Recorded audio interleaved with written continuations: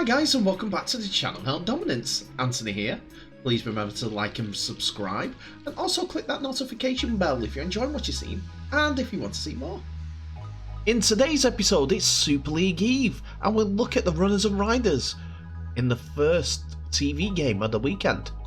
We'll look at who's in the seats for Channel 4's opening televised game Saturday. And we talk about Brad Knowles, who has had a horrific injury occur to him. And we start with the Halifax forward Knowles, as Halifax Panthers will be looking to rally around their new signing after the forward suffered a horror injury minutes into his debut. The 28-year-old joined the club from Sheffield Eagles, but was helped from the field just 3 minutes into his debut after a horrendous injury that left him in hospital ever since. And after various tests, it has now been confirmed that the big hitting forward has suffered a subluxation of his hip, a rupture of his hamstring, which has come off the bone, and a hematoma due to excessive trauma caused by the injury. Inevitably, Knowles is now set for an extended period of time, with his season more likely being over before it's even began. He's had an absolute shocking week, head coach Simon Grisk said. Within the trauma of that happening, he got a hematoma within the muscle that needs fixing. So that's a bleed they need to get in and operate firstly, and they'll worry about attaching the tendon at a later date. He's had a shock. It's COVID time, so he can't have visitors, so he's been on his back and in a bit of pain, so it's not been a good time for him. In terms of a comeback, I couldn't give you anything at this time. It's been an unfortunate place, the Shea, recently for injuries when it comes to Halifax Panthers, as it's the latest. This incident is the latest in a string of injuries suffered at the ground. Greg Worthington has had a broken toe, James Woodburn Hall a broken thumb, while Matty G continues to recover from a shoulder operation. However, some good news, Carl Wood is thought to be fine despite coming off with an injury in the 28-0 victory over London Broncos, and are now looking forward to facing undefeated Widnes Vikings over the weekend. I just want to say good luck to Brad Knowles. Hopefully you're back on the field sooner rather than later, but it's one of those injuries that I'm sure he will get over, and I'm sure that the rest of you would love to pass on your messages to Brad Knowles too in his time of recovery.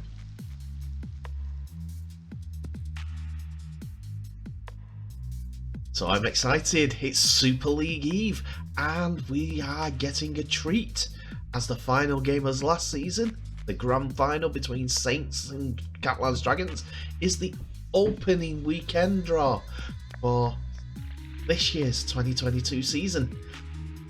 This time they are being put into battle at Langtree Park, i.e. the Totally Wicked Stadium, as Saints look to go for 4 on the bounce, possibly a League Leaders Shield, and Catalans are the first obstacle in the way. So the two clubs have announced their game squads for the game on Thursday with an 8 PM kickoff live on Sky Sports main event, and here's how the Saints look. So the home team is who we're going to look at first. For St. Helens, there's been a bit of a change over the winter.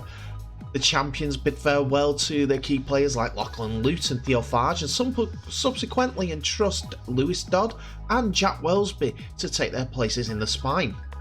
They have looked to recruit from the NRL and players that Christian Wolf likes, like Will Hapoate, Joey Lussick, who has come back from the Parramatta Eels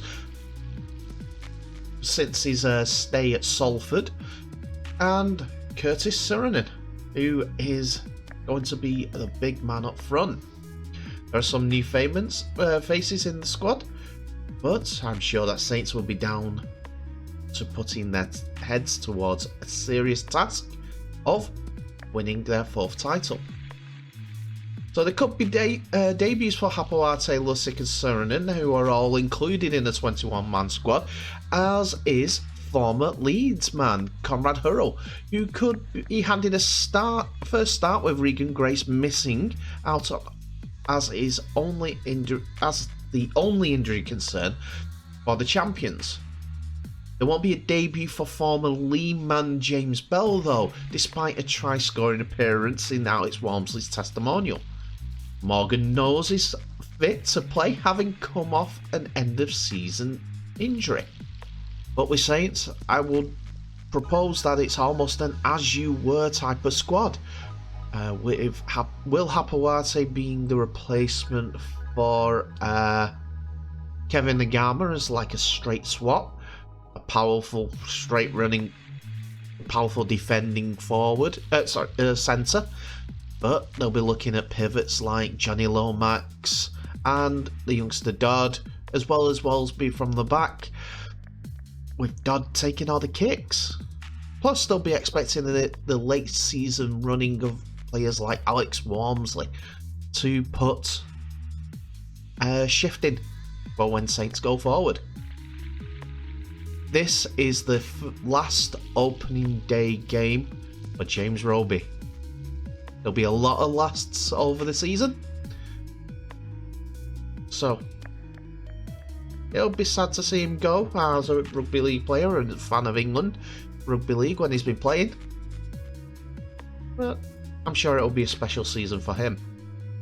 Now on to the League Leaders Shield on the away side. It's just coincidence that I've got the Stab Brutus in the background. It's a big news for Catalans as it's of course the absence of Livewire Arthur Morgs, who so often gave Catalans another dimension off the bench last year, and his injury opens the door for the likes of Alex da Costa to make his first competitive appearance for some time on Thursday. Meanwhile, Ben Garcia will skipper the side, and forward Julian Busquets return after missing the friendly against Toulouse. There is also possible Super League debuts for the likes of Mitchell Pearce, Tyrone May, Dylan Napa, and they've also included Matthew Laguerre and Joe Chan to their squads. But Catalans have only suffered one major loss over the pre-season, with James Maloney going to the Elite One Championship. Instead of looking within the likes like the champions in terms of getting the youngsters through the board, it is their choice to employ the likes of Mitchell Pearce, but it'll be Josh Drinkwater, Michael McLaurin, and also the two Sams, Cassiano and Sam Tompkins, who will be the ones to look out for as the Dragons look to go one better in 2022. So who's your opening day money on? Well, my money is on the Saints. They've got home field advantage, they've recruited really, really well, and they will be like Novocaine. They'll be doing it exactly the same. Root canal. Just keep going over and over the exact same thing. May get boring, but they're winning, so they don't care. Who's your picks on? Tell me in the comments.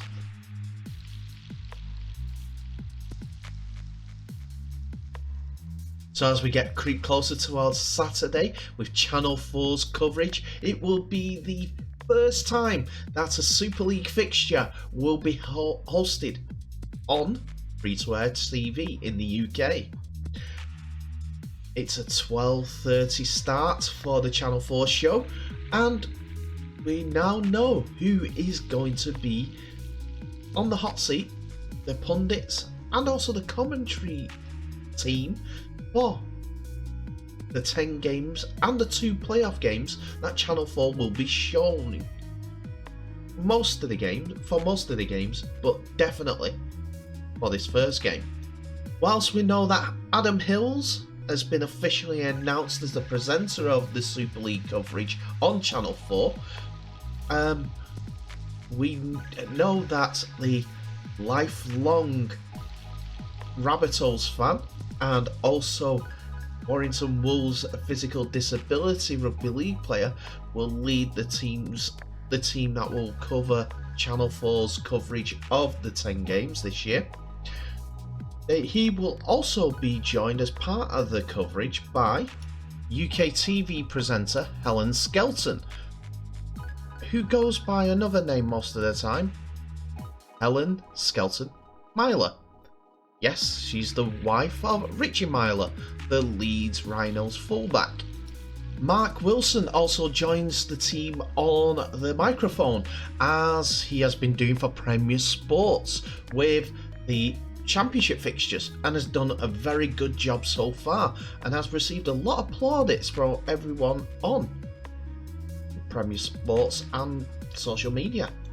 Punditry will also be added to with Danica Prim, the former England international women's rugby league player, and Leon Price pulling double duty also from Premier Sports, and Sam Tompkins, who'll be fresh off his match against St Helens. It's simple how they're going to line up. It's going to be host Adam Hills, not a problem. Then we have Danica Prim, Leon Price and Sam Tompkins all giving their punditry views after Adam is asking his questions. The match will go on with Mark Wilson and probably Leon Price up in the stands on the microphone. Maybe Sam Tompkins joining him on there. And then when they go to the touchline, they've got Helen Skelton doing the reports from the coaches, injuries, so on and so forth. A tried and tested formula that all the broadcasters have been doing so far. Simple, but hopefully they'll be able to put their own spin on it. But Adam Hills has had his say again about the entire situation, as well as many of the others running this show, like the head of sports, Pete Andrews. Hills started off his questions, his commentary on his love of the game, as he said, "I love rugby league. I've been a fan since I was 3 days old, when my dad bought me a South Sydney Rabbitohs toy rabbit to the hospital for me. Presenting rugby league for Channel 4 will be a childhood dream come true. I intend to play a role of an excited fan, with asking loads of questions to the experts alongside me. Hopefully I can relay the passion, the excitement and the inclusive nature of the game to the viewers." And he would know about the inclusivity with him playing PDRL rugby league. Pete Andrews echoed the sentiment. Andrew is the perfect presenter for our Super League coverage.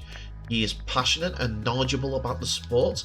He plays rugby league and he's already hugely popular with Channel 4 audiences. As soon as we secured the deal to show rugby league, he was the top of our wish list, and I'm thrilled he'll be fronting our coverage. The person many people are saying that was responsible of bringing in the Channel 4 deal, Super League chairman Ken Davies, said, "Since Saturday will be a landmark day for Super League, and Adam Hills will be the perfect host. Ever since the Channel 4 and Betfred Super League partnership was announced, fans have been mentioning Adam's names, so it's excellent news for the sport. The fact that it will be backed by Helen Skelton, Danica Prim, Leon Price, and our current man of steel, Sam Tompkins, shows the calibre of the lineup fans can expect from Channel 4's coverage."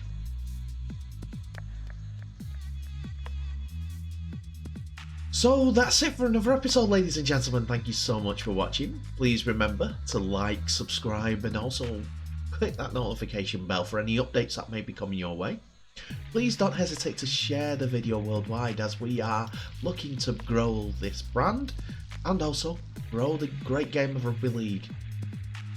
Hopefully you've seen all the posts on social media about this week, as it's getting more and more exciting as the rugby league season gets closer and closer.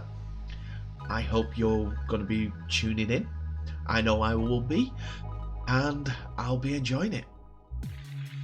Tell me who's going to win in each of the games this weekend. As I said, I think Saints will win the first game, but Friday's games, Wigan and Hull KR, and the other game that eludes me at the moment, that'll be two interesting ties, especially when Wigan have to travel to Hull KR for the opening fixture. It'll be fun and games on a Friday night in Hull. So, thank you for watching. I wish you all the best, stay safe, and I'll see you in the next episode.